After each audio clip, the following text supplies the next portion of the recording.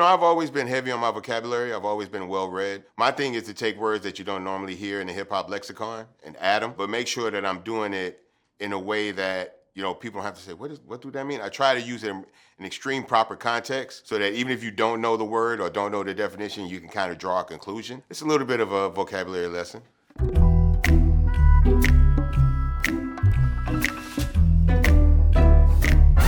Well, Big K.R.I.T, who was the musical coordinator for this album, is actually the person that created the beat for Recognize. Probably about maybe 10, 11 months ago, like later months of 2017. So we were already into a really good flow when he came up with this track. This was the one where they were like, yo, all right, now it's time for you to kick them lyrics. It's time for you to go hard this time.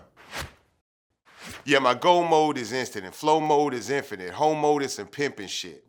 Yeah, my wordplay is intricate, influence significant, motherfucking magnificent. You can still have commercial success being a lyricist, but it's not something that the culture demands from you right now. A lot of the hip hop audience doesn't really ask for that. Now, if you give them that, they'll appreciate it, like a Chance the Rapper or a Kendrick Lamar. And my influence is integral, charismatic, essential, fucking up your centrifugal. Centrifugal force is what keeps your body balanced. So when I say I'm fucking up your centrifugal, it's like I'm kind of fucking up your flow. Like I'm just fucking up your whole walk and like making motherfuckers dizzy because I'm rapping, I guess, so good. With Trill pumping on through my ventricles, gladiators and sentinels, peep you through the peripherals.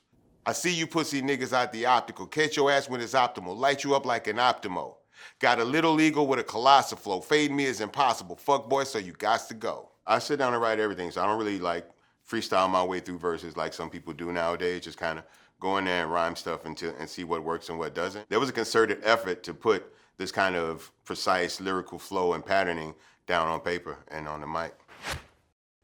Bitch, I'm old school like an Acura. The Acura comment kind of comes from, back in the day, Pimp used to have an Acura, you know what I'm saying? And we used to all ride around in that sometime. We used to call it the cigarette because it was white and it was always smoking. We used to always be like, yo, it's time to roll out in the cigarette. But that kind of, reminded me of just back in the day riding around in Pimp's old car. Flip flows like a spatula, verses full of vernacular. Well, Trill Mills is definitely coming back. We had to kind of slow up the process because we're obviously out here places like Genius promoting a new album. Once this whole kind of rush is over with, we're gonna go back home and get back on it and do it more ourselves, install that DIY attitude. And instead of trying to shop it to people, we're just gonna try to flesh it all out. Creep up on you like a tarantula, darker than Blackula, no speculation, I'm spectacular.